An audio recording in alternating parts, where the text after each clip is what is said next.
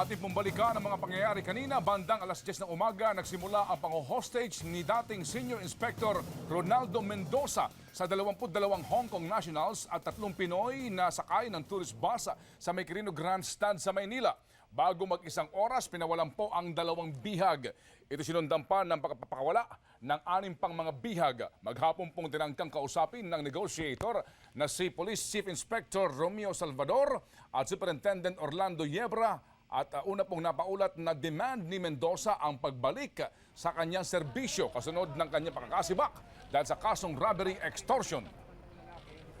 Bandang alas 7 ng gabi, umalma ang kapatid ng hostage taker na si SP02 Gregorio Mendoza at mga kamag-anak dahil aarestuhin umano ito at dadalhin sa Camp Crane. Kahit nagpumiglas, nabitbit din si Mendoza.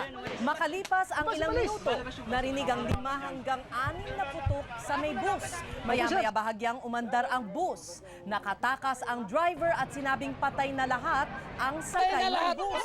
Dito na kumilos ang assault team at inatake ang bus. Pero may narinig ding ilang putok mula sa loob ng bus. Ilang beses tinangka ng assault team na sirain ang pintuan at ang likuran ng bus para makapasok. Pero may ilang pagputok. Samantala po, bandang alas 8:40 ng gabi, muling umalingaw-ngaw ang mga putok at isang lalaki ang nakitang nasa may pintuan.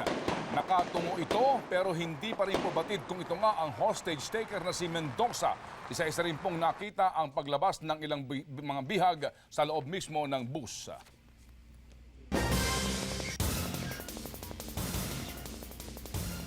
Matapos po ang mahigit 11 oras ay nagwakas na nga itong hostage drama dito sa Quirino Grandstand.